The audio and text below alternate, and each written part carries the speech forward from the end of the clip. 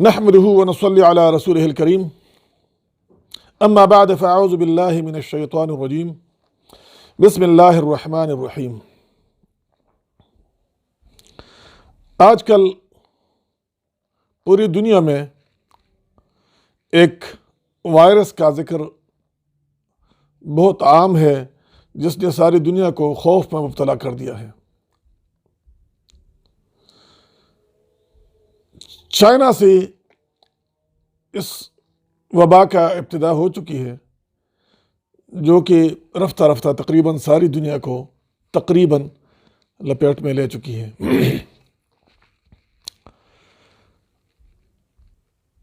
بنیادی وجہ ہمارا اللہ سے دوری ہے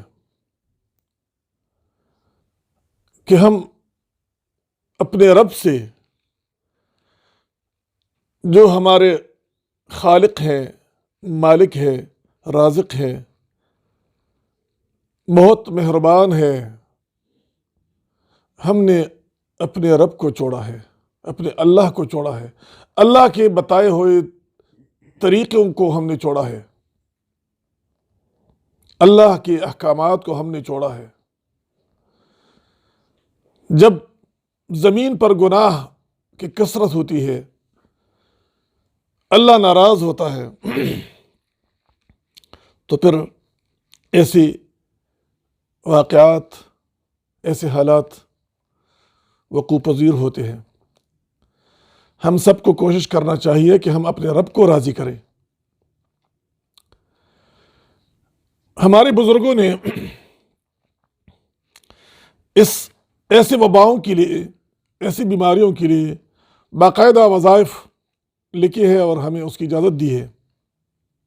میں آج آپ سب کے سامنے وہ وظائف آپ کو بتا رہا ہوں۔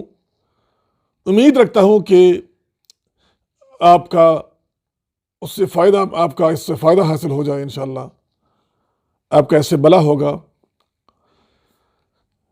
کوئی ایک انسان کی بھی اگر زندگی بچ گئی تو یہ ہمارے لیے سعادت ہے۔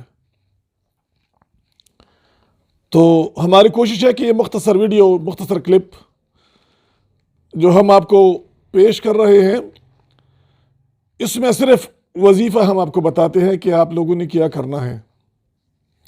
عام روٹین میں تو تمام مسلمانوں کو چاہیے کہ نماز پابندی سے پڑھے اور کوشش کرے کہ ہر ایک نماز کے لیے فریش وضو کرے، الگ الگ وضو کرے۔ 5 وقت کی نماز ہے تو 5 دفعہ بار وضو کرے باقاعدہ، ایک وضو سے پوری نمازیں نہ پڑھے۔ اگر بندہ وضو میں بھی ہو اور اس کے باوجود نماز کے وقت وضو کرے تو اس میں ثواب بہت زیادہ ہے، مستحب عمل ہے۔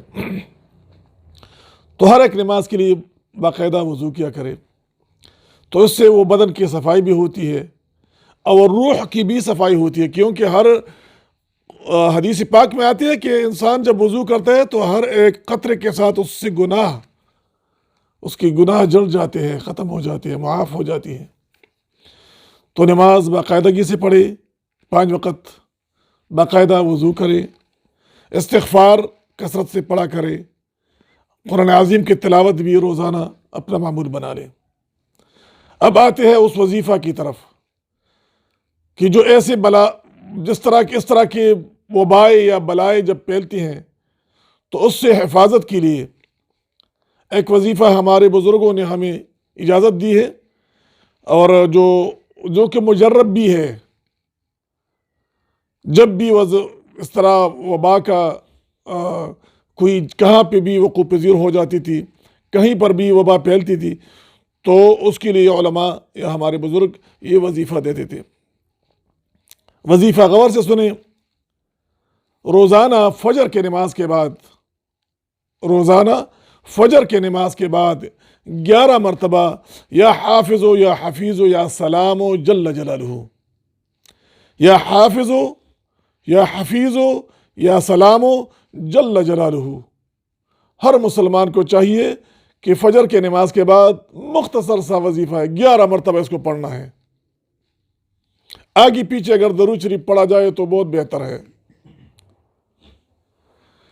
تو جو انسان فجر کے وقت یہ وظیفہ پڑھے، وہ جو وبا اس وقت عام ہو چکی ہو، اللہ ان سے ان کی حفاظت فرمائے گا۔ اس کے علاوہ یہ بندہ بد نظر سے محفوظ ہوگا، سحر سے محفوظ ہوگا، دوسری ہزاروں قسم کی جو شیطانی بیماریاں ہیں، روحانی بیماریاں ہیں، اللہ تعالیٰ اس کی ان سے حفاظت کرے گی۔ تو یہ وظیفہ مختصر سا وظیفہ ہے، اور اپنا معمول بنا لے اس کو۔ آگے ہم چلتے ہیں کہ جو بیمار ہو چکا ہے اس کے لیے بھی ایک وظیفہ ہے، ایک روحانی علاج اس کے لیے بھی ہے، جس کو کرونا وائرس لگ چکی ہے، اور وہ ابتدائی سٹیج میں ہو یا آخری سٹیج میں ہو، اللہ تعالیٰ ان کو صحت دے گا۔ اور یہ بالکل مجرب ہے،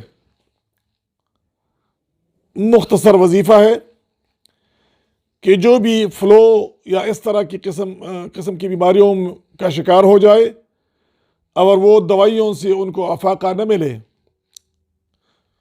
تو ان کو چاہیے کہ فجر کی نماز کے وقت سنت اور فرض کے درمیان، یعنی 2 رکعت جب سنت پڑھے تو اس کے بعد 41 بار سورۃ فاتحہ بسم اللہ سمیت پڑھے، اور وہ یہ اس طریقے سے پڑھے کہ بسم اللہ کا جو میم، آخر جو میم ہے، وہ الحمد کے الف لام کے ساتھ اس کو متصل کرے۔ میں پڑھتا ہوں بسم اللہ الرحمن الرحیم الحمد للہ رب العالمین الرحمن الرحیم مالک یوم الدین ایاک نعبد و ایاک نستعین اہدنا الصراط المستقیم صراط الذین انعمت علیہم غیر المغضوب علیہم ولا الضالین، یہاں تک یہ 41 بار پڑھے، پانی پر دم کرے، ایک بندہ گھر میں پڑھے، سارے بچوں کو، سارے گھر والوں کو پلا دے۔ تو جو بندہ اس بیماری میں مبتلا ہو، انشاءاللہ العزیز وہ جب یہ روٹینز کے ساتھ 7 دن مسلسل یہ عمل کرے گا، انشاءاللہ یہ وائرس ان کے بدن سے ختم ہو جائے گی۔ میرا یہ وظیفہ، یہ روحانی علاج خود بھی سنو، اس پر عمل کرو، اور دوسرے ساتھیوں کے ساتھ بھی اس کو شیئر کرو۔ یہ ایک صدقہ جاریہ ہے، کوئی بھی اس پہ عمل کرے تو اللہ مجھے بھی اجر دے گا، اور آپ سب کو بھی اللہ تعالیٰ اس کا اجر دے گا۔ وآخر الدعوانا الحمد للہ رب العالمین۔